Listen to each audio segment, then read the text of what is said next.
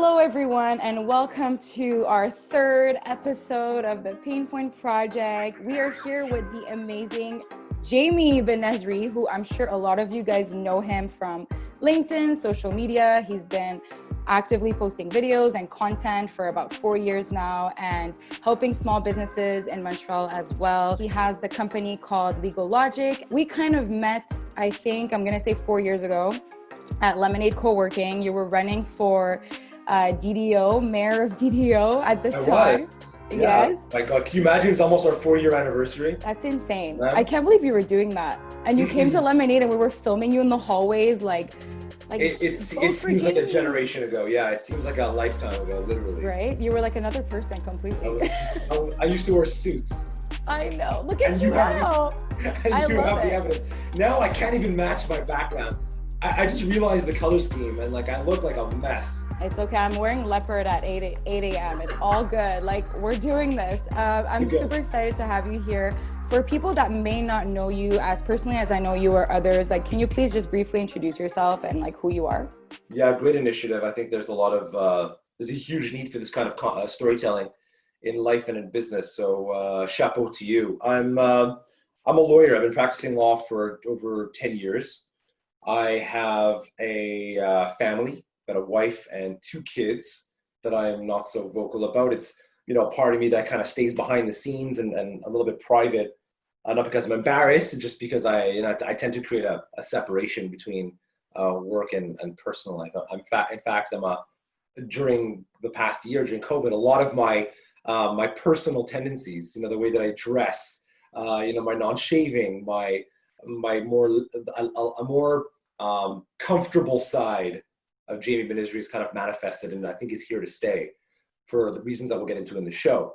But so that's what I am. I'm first an entrepreneur. I always tell people that I would have been happy doing anything, because for me, human connection and relationships for me are a driving force to create revenue and kind of careers. And so I just happened to be a lawyer because, quite frankly, I didn't know what I wanted to do. I had so many interests and so many things that I wanted to do that I figured that law was a great way for me to try everything and a little bit of everything until I figured out what I wanted to be when I grew up.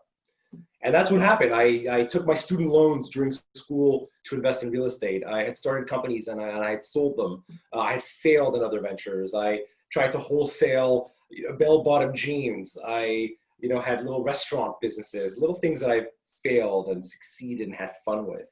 And that was really a manifestation of what I felt inside as an entrepreneur. And for me, transacting and doing business and creating all these things was a creative outlet for me, much like an artist. And it was a great way for me to connect with people and have an excuse to connect with people.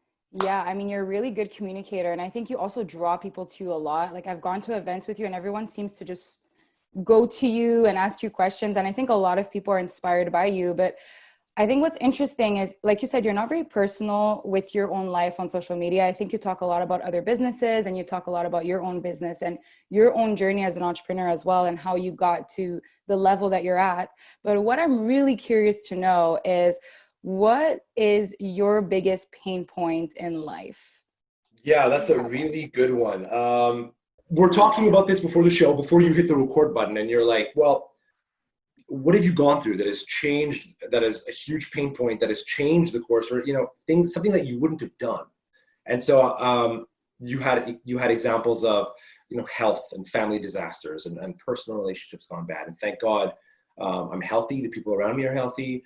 My family is strong and all that stuff. So I'm really lucky for that.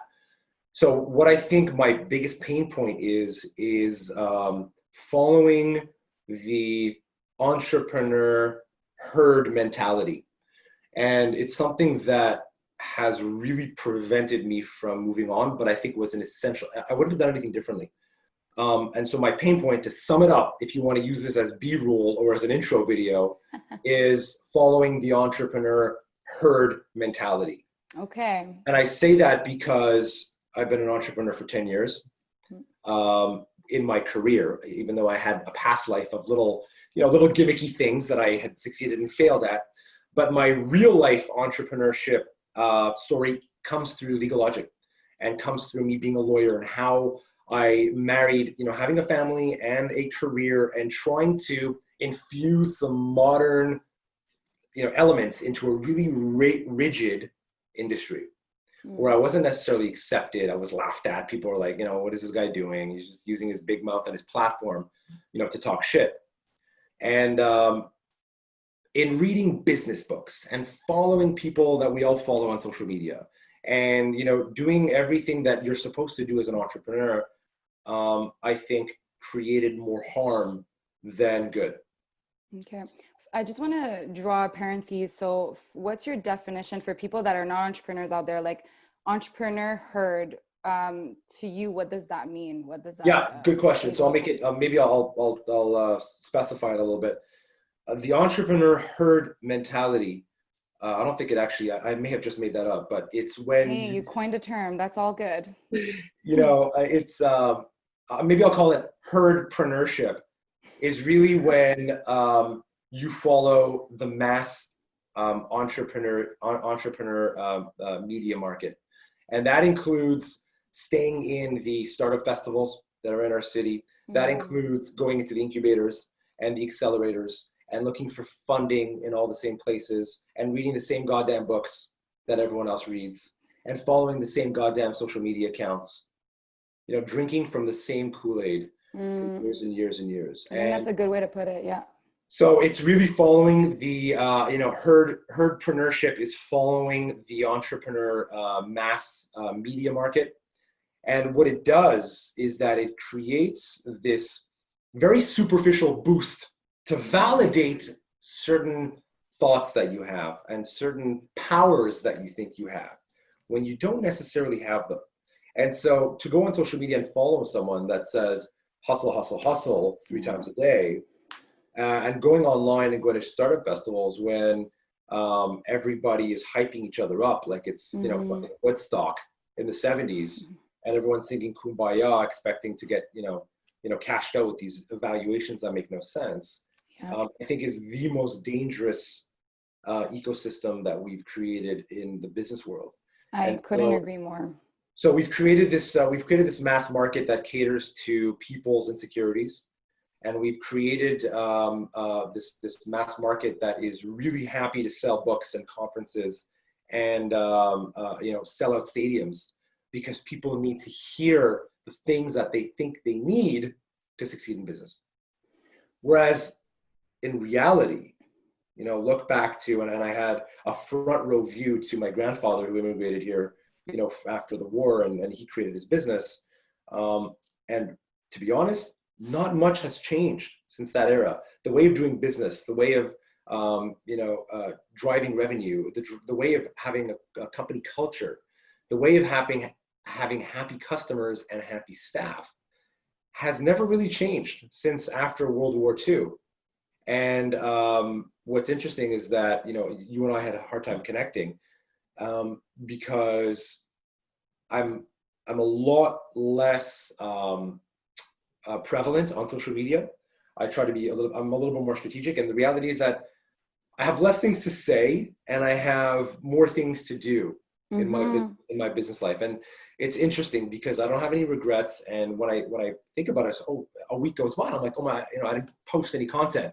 Or somebody will hit me up saying, hey, and it's funny, I get a lot of these messages. They'll say, hey, Jamie, I haven't seen you often. You must be working on something really big. I can't wait to see it. What's your next entrepreneurial business? Yeah. And I'm like, buddy, I hate to disappoint you, but I got nothing coming. I got nothing in the pipeline. It's pretty impressive because I remember I went to Toronto with you for Influence Orbis, and I remember you were driving and you kept checking your phone, and I've never seen someone like glued to their phone the way that you were. And it wasn't even like for contacting family or anything. You were just like on social media planning your posting. And I remember I asked you, like, do you have a team for social media that like helps you with your content? You're like, nah, I do everything myself. I'm in charge. And you were just so consistent. And I was like, how is he doing all of this with his family and with his business? And, I was following you a lot. And like you said, every week you were releasing content and you were doing all these extravagant events and you were really out there. And I think it was almost like people were cheering you on, and the more applause you got, the more you were like, okay, let's keep going, let's keep releasing. You got and it. it was like hyping you up to like the next level, right? And when you look at the Gary V's and the Tony Robbins, you're like, I want to be that. Like that's who I want to kind of become. And I saw you as a Gary V at some point, because you were just like, the type of content you were putting out too was super raw. And it was like, you know, straight out the oven, just like release. And it's crazy how all of a sudden you're like, you took a huge step back. I don't know if it's because of COVID and you kind of had time to think about what you were doing and what was important to you, and realizing like you were following a herd and that wasn't necessarily your path to follow. So how did you kind of realize slowly, like this wasn't for you anymore, the whole posting and that's a good question. Connecting with people every week? That's a really good question. So it wasn't, I have to be careful because I don't want to sound ungrateful for. No, I think it's not so much being ungrateful. I think it's just you kind of, you know, growing up, and I'm not growing up. I mean, Exactly. I am growing up. Yeah, I am. You're a grown man, but I mean, you are shifting, you know, your lifestyle, and you're kind of going in a different direction that you've never really been in before. And I think that's interesting that you're doing that. And I think, you know, you shouldn't owe any apology to anyone. Like you were a certain person a few years ago, and now you are creating this new life for yourself. So I think like what I would want to know is like, how did you shift? How did you create that shift mentally? Good question. So that's so really good. So let's recap. So basically, yes, I think you and I have done a lot of events together. And when I think, oh my gosh. I think we were like following each other at some point. I was like, which event? I have my camera. I'll get in for free. Like I was trying to get in for free at all the events with my stupid camera. Like I was the guy that got you into the club when there was a lineup, right? Oh my God. You know, no, exactly. And you and I driving to Toronto is like the epitome of you and I chasing content and chasing opportunities, right? That was like the hype. That was the hype with Influence Orbis. And that's the height of the hype that you and I were in. And so a couple things. It's very easy for me to sit here with you today, 10 years into my practice, after spending almost a decade of networking and doing, you know, traditional events in stuffy boys club rooms, to startup festivals, to, you know, women empowerment networks. I've done them all, because the reality is that my interests are all over the place. Black communities, Jewish communities, whatever. I was down. You're just a people person. Like you want to be where the people are. You want to be where the noise is. And I feel like, do you kind of have a bit of FOMO too? Because I get that. Where like if I'm not at an event. I do. My FOMO stems from my FOMO stems from the idea and the thoughts of failing. Not for, you know, missing out for just the social aspect, but missing out because there's somebody there that I could have affected, that I could have influenced. There was a bit, you know, piece of business there that I could have gotten, or I could have planted a seed that could have brought me business in 3 months from now. So I think I wanted to be in the action, one, because we always had a good time, right? Everywhere we went. It doesn't feel like work.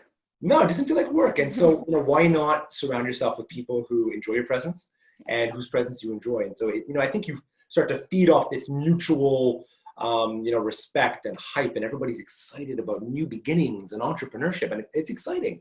Yeah. So I think, you know, I have no regrets.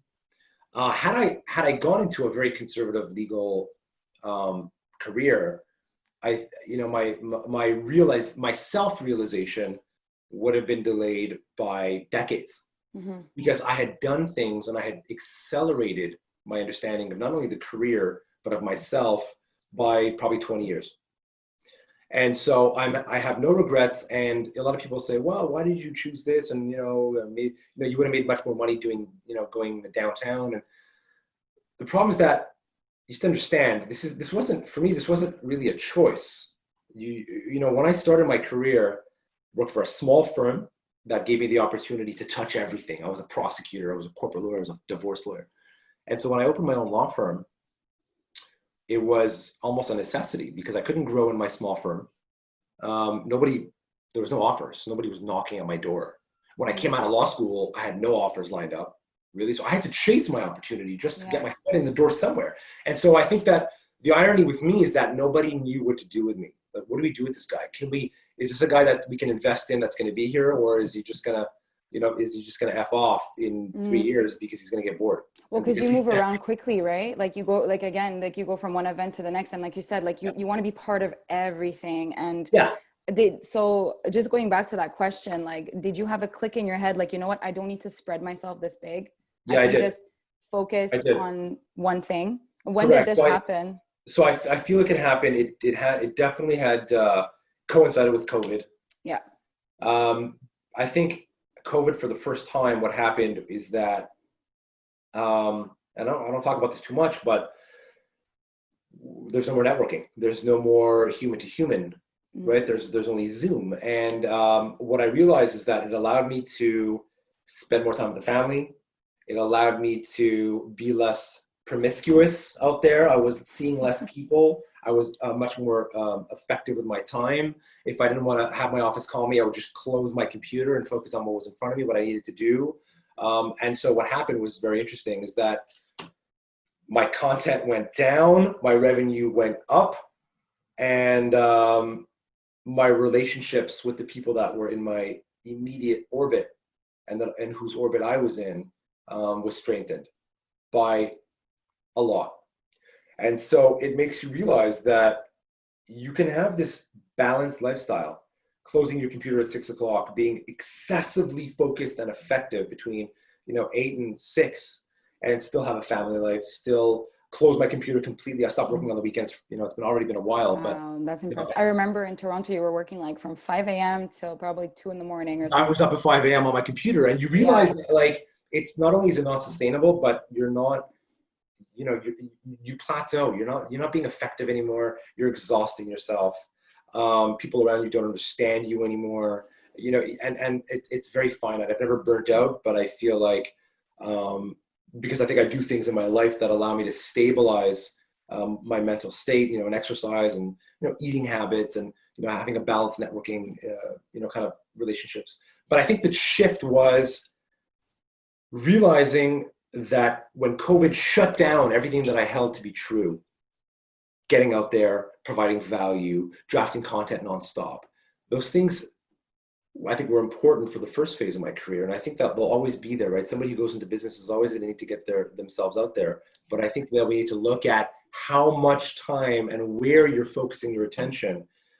Because the reality is that, like, this is not a machine gun concept where, you should keep spraying until you hit somebody. This is, you got to be specific and deliberate, and really, maintain focus. And I think that there's a balance to be had. But I think the biggest realization is that the entrepreneurship community is, and I have to be careful here because I don't want to. You don't want to upset anyone. Yeah, I don't want to upset anyone, but I think that, it's.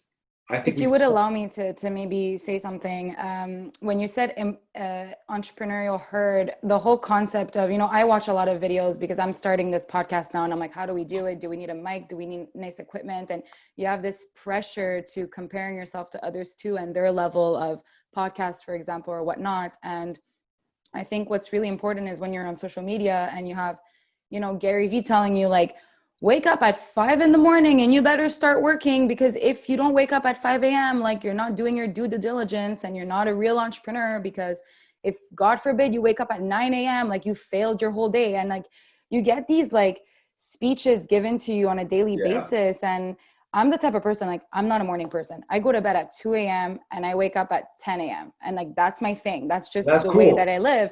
But you're, as an entrepreneur, it's like so specific of the steps you need to do to have a successful business. Like, you need to go networking. If you don't go network, nobody knows you, nobody knows your business, right? And it's like these like things that they tell you to do. It's like a list almost, like, and you have to check off, like, okay, have I done this during the day? And if I didn't, I'm not a good entrepreneur, therefore my business will fail.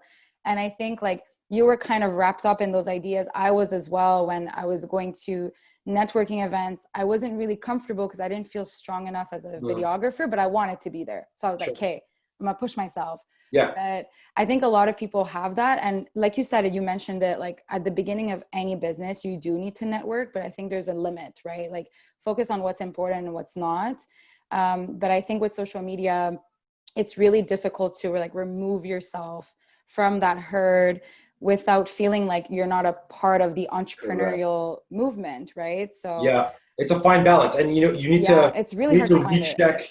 We need to recheck our fantasy of who we want to project on social media and who we want to Yeah. be with what you need to do to serve your clients ultimately, and where you're making money. Mm-hmm. And the reality is that there's no substitute for patience and time. And I think that it really took me 10 years to figure out what my game was all about and what I was all about. And I don't get me wrong, there was never a shift in Jamie Benizri. There's no Jamie Benizri 1.0 and 2.0, but I think that there's a maturity, and there's a more of a conscious and deliberate way that I am myself. And so I'm always going to be the same guy. If I see you in a room, or if we're having coffee or on this chat, I always am the same guy. I don't have different flavors of me.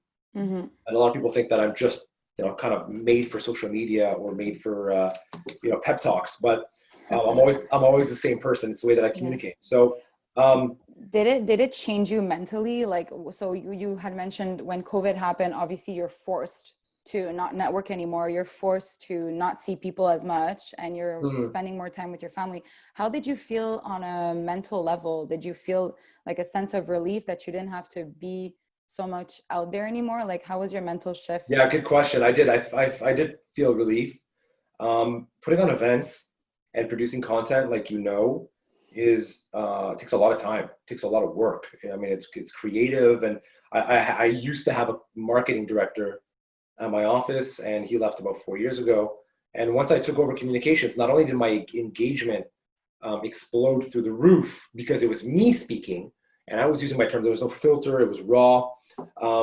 But it also created a burden of me needing to produce content. And so I never, even 4 years ago, I never really went so out of my way to create content. I tried to embed it and incorporate it naturally into what I was doing that week or that day, or a story that I could share. So I always tried to make it organic without going over the top, and really, spending, almost zero budget in 4 years. And it's really had a great grassroots effect. But I think at a certain point also, I was getting bored with what I was saying. I was bored. Like, who am I to start talking about entrepreneurship and success during COVID? Nobody knows. Yeah. And it's almost like we have this the herdpreneur model has this unspoken rule where if you survive in business for 3 years, you're allowed to talk about, what business success is. And you don't have that. You don't have that right to dictate what that means. It's very selfish.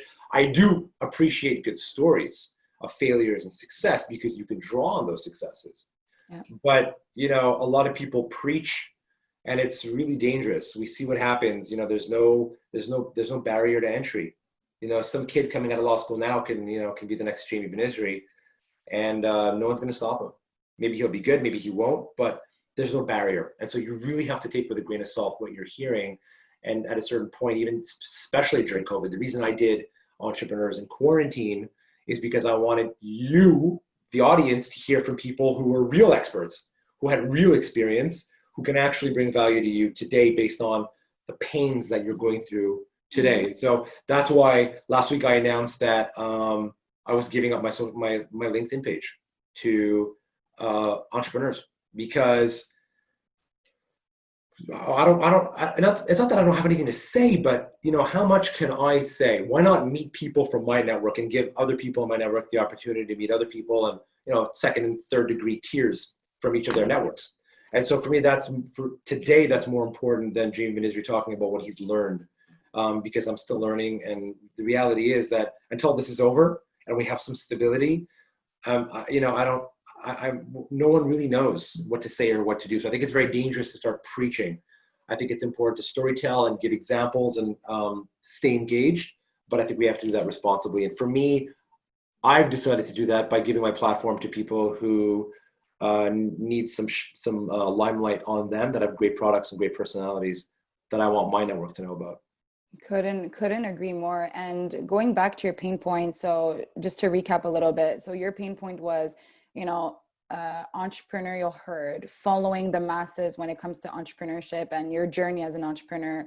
What do you follow now? Have you shifted your interest and Yeah, what that's you're really good. consuming on social media? Yeah, that's a really good question. So I never really followed the main gurus that much, the Robbins, and I could always take a healthy dose of Gary V, not religiously, but um, I've I read a lot, and I started reading things that were not business books, and especially over the last year, I've been reading Obama's book, and I've been reading psychology books, and I'll read novels, and I'll read things that have nothing to do with business, Mm. because I find that I'm always disappointed, and I always feel like there's marketing and sales pitches in there, and a lot of ego speaking. There's a lot of pages just so that they can kind of have their ego massaged to the reader's eyes. So I find that for me, reading and content, it's never actually, I mean, it is to a certain extent, but it's never actually about the content that you're reading. But I think for me, it allows you to create room in your brain to think about other things and to give you ideas that are beyond business. And that's really where creativity will come from. Not necessarily you speaking about business, but going off the beaten path to access areas of your mind and areas of your life and areas of your network that you could tap into creatively or explore. Yeah. And so I think it's kind of, should almost be illegal to only read business books, because I find that it reinforces, it keeps you in that same lane, and it doesn't allow you to expand. And so I'll read, I'm listening to, I just finished Obama's book. It was fantastic. I think that there's incredible business and life lessons to read in Obama's book, regardless of his policies or what he did as a president. I think it was incredible. I'm reading the psychology book right now called The Lies We Tell Ourselves, and how to dispel and dismantle the myths and the fantasies that we create, and how that affects our present life and our present mind state. And I'm reading the audiobook of Simon Sinek of The Infinite Game, which is really great. It's a really interesting way to think about business and competition and people that we have around us, instead of comparing ourselves to competition, working with competition. He had this great example of when IBM came into Apple's personal computer game. Instead of challenge and fight for market share, Apple took out a full page ad in the New York Times saying, congratulations, congratulations, IBM, welcome to the most incredible industry of the 21st century. Okay. And so they actually, imagine congratulating and welcoming a competitor. And so these are things that don't have to do with 4-hour work week. Mm-hmm. You're finding your why. It's an important book too, but these are things that you can think about creatively for life and for business, because the reality is that if you're not happy in life, if you don't have that mindset, like you've gone through your own metamorphosis, you've gone through your own challenges and fantasies and dispelling those. If you're not happy at home, if you're not happy with yourself, you'll never be happy in business. It's going to spill over. Yeah. And for me, it was prioritizing those spheres of my life. And where they all intersect, that's where I try to be every day. And it's hard because you're getting pulled every day. If there's 3 spheres of, personal, career, and family, you're like, each bubble is always vying for your attention. Yes. So for you to stay in that middle of that Venn diagram where everything intersects, that's the sweet spot that we're always fighting to be in. So I think I've tried to learn to readjust my Venn diagram so that I don't, the career bubble doesn't float off and take out of that sphere for too long. I mean, again, I've seen you on social media. I've kind of seen the switch. I don't see you as active as you once were, but I also see you like giving voice to other people. And I think that's what's needed. If you were to give advice on, an entrepreneur starting a business today, not to be trapped in that entrepreneur herd the way that you might have been at the beginning of your journey, what's the best advice you could give someone? Yeah, so the best advice is for you, and it's kind of taboo, but surround yourself and learn from the people that you're going to hire and surround yourself with. The best entrepreneurs that I know are the ones that have worked with so many lawyers and have worked with so many accountants and have worked with so many partners that they don't rely on any one person to make decisions, right? They've asked their accountant the right questions. How do you balance this? How do you balance a checkbook? How do you read a financial statement? They've worked out with so many leases and so many contracts with their lawyer that they've learned from their lawyer. They've worked with so many partners and so many partnership agreements that they know what they expect, and they know how to communicate expectations between partners. And so you have to be infinitely curious and relentlessly willing to learn from all the people around you, because if you just blindly delegate, you'll never learn what you need to from that person. And so the best entrepreneurs that I know don't say, Jamie, please read this lease and tell me what I need to know. They read the lease and they ask me one question that they don't understand. Jamie, I can't wrap my head around. Can we sit down and talk about this clause? Mm-hmm. And so it's a huge difference, because instead of, paying a lawyer to do something, you're learning it yourself, and it allows you to understand your business like most entrepreneurs don't. And when you start with, your bottom line, because of a lot of entrepreneurs think that money is going to come from likes, or money is going to come down the road, or that your problems will go away because your employees will take care of you. Those are just that's just putting your head in the sand and not facing the realities of business. Because at the end of the day,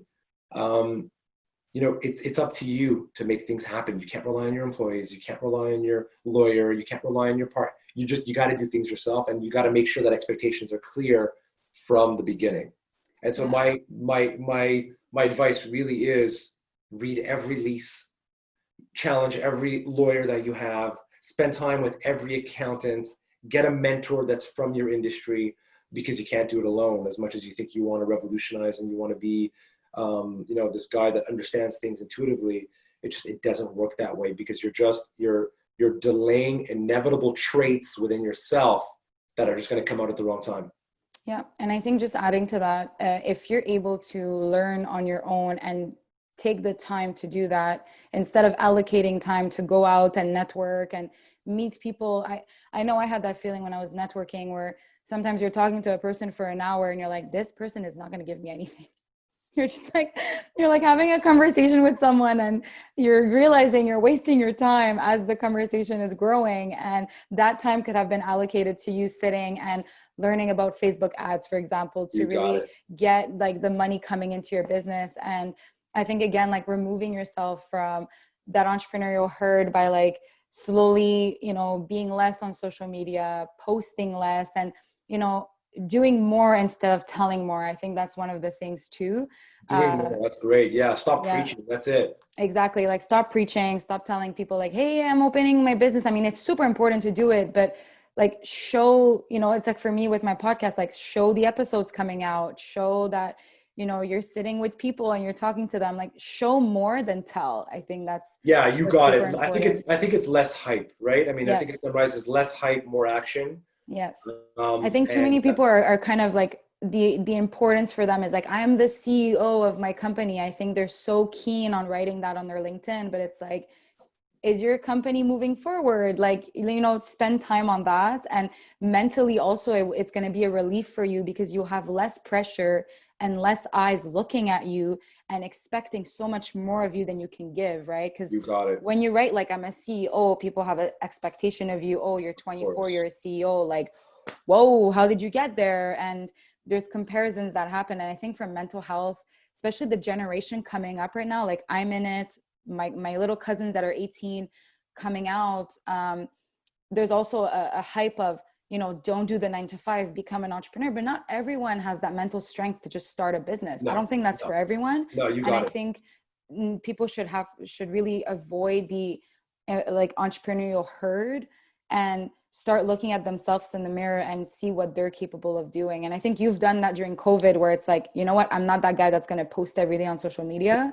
Yeah. I'm going to be that guy that's going to give my platform to other people. And for you, it's like a weight off your shoulder as well. And you could really focus and hone in on what's the most important to you. You got it. It allows me to focus on my bottom line. It allows me to focus on my clients. The results have been, incredible over the past year. And so congratulations on that. Yeah, thank you. So I can tell you that, they do say that, you should learn on somebody else's back. Your first 2 years in any career should be, learning and making mistakes on someone else's salary. And there's really something to be said about that. Just like university gives you an opportunity to make great contacts, learn, spend time with yourself, read Nietzsche and whatever, other random things you need to do, because there is a huge difference. When I see people that come straight out of CEGEP and go into law school, and people who do a bachelor's and then go into law school, obviously there's exceptions, and some of those exceptions are in my team, but there's, something to be said for maturity, right? And people these days sont très méfiants. They don't necessarily trust a 24-year-old who calls himself a CEO, because the likelihood of that person doing the deal is a 1%. And so I think that we need to take a step back. Your generation, and in fact, I take pleasure in saying this, but I am the last year of your generation. So I'm in fact a millennial. Woo! Yeah, thank you very much. Technically speaking, I am a millennial. Welcome to the club. Welcome to all the pressure we get. Our generation, I can say, is really impatient, horribly impatient. Oh, we yeah. want results now. We want to be applauded now. I mean, were our parents, that freaking bad and withheld praise that much that we're craving praise this much? Maybe, but it's definitely the platforms and the tools that enable us to go and seek that attention. So I'm going to say you got to be patient, because I'm 10 years in and I'm finally figuring out myself in this game and what I did right and wrong. So I have no regrets, and it's very easy for me to say because I spent a lot of time planting seeds, and now I can claim those dividends. I can claim the fruits of my labor of being promiscuous a little bit all over the place. And regardless of my reputation, I've hit a sweet spot, and I feel comfortable with where I am, and I'm always going to have to grow, and I'm always going to have to prove myself. But I think it's doing it in a way that you're making money, you're not on a track, right? And I think, it does come down to bottom line. Like, is this a sustainable business model? Because after 3, 4, 5 years, if you're not making money, you better check yourself and find out what the hell it is you're doing wrong, because you're not going to fool anyone for very long. Yeah. So I think that needs to be in check, and I think that there needs to be not this pie in the sky valuation, but really, back to the basics. What would your grandfather have done in business after 2 years or after a year, right? Yes. And it's no different. Being in business today is no different. Shaking hands, over delivering, being humble. Nobody likes to, loudmouth on social media, because it just creates jealousy, and it creates a false sense of hope. And I can tell you that it's dangerous sometimes, because I think people are disappointed even with me, because they have this very pure vision of you on social media. Yep. And then they work with you and they think that you can do anything. Jamie Benizri can sell my company for $5 million, right? And there's an expectation of you now, yeah. There's an expectation, and so it's not realistic. And so, as great as social media puts you out there and puts your name out there, it creates this very pristine theoretical image of yourself. And so unless you look disheveled with a beard and a shirt that doesn't match the backdrop, you really got to be careful about what you're projecting, because you don't want to disappoint the real version of yourself with a potential client, a friend, girlfriend, boyfriend, whoever it is that you're meeting online. Yeah. So you just got to be real. So I think that taking yourself out of the herd, I think it is important to read those things early on to see what the popular methodology is and the popular mind frame.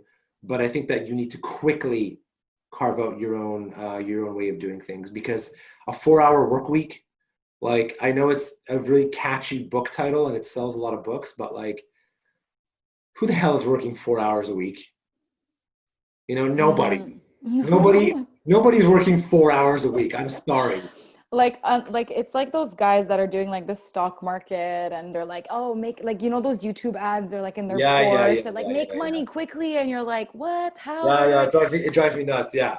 Yeah, and I get those ads all the time, and I don't know why I get them because like I don't have my own business, so I'm like, why am I seeing this in the first place? Yeah, But exactly. I'm just gonna say one thing. I'm personally happy that I was kind of part of that herd for a short amount of time, because it allowed me to understand like what it was and how it affected me personally. I think Sure, I was the type of person, like, again, I felt very uncomfortable at networking events because there was almost like an imposter syndrome going on in my head. Because sure. I'm like, am I really an entrepreneur? Like, I don't have a business, you know, I work a 9 to 5. And I Yeah, was going at these events like, I'm Lamia, I'm an entrepreneur. But it's yeah. like, You were a wannabe entrepreneur. yeah, I was just like, I'm not an entrepreneur, and it's okay. And I think our generation has to accept that, you know, maybe one day I'll start my business, but I could be in my late 40s to do this. I don't need to do You this got it. early 20s, you know, and Got people it. have to stop with this mindset because it's so negative for your mindset to compare yourself and to push yourself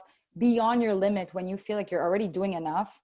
Like, don't push your buttons and don't push yourself, because that's when you break and you burn out. And I've personally burnt out with lemonade. I had a huge Sure. burnout because I was in school doing lemonade, and I was like all over the place. And Yeah, I'm really happy that you kind of came on this show and opened up about something that a lot of people are going through. I don't think you're alone in this. I've experienced it myself. And for someone that hasn't revealed their pain points yet, I know sometimes it's hard to open up about things that are a bit more sensitive.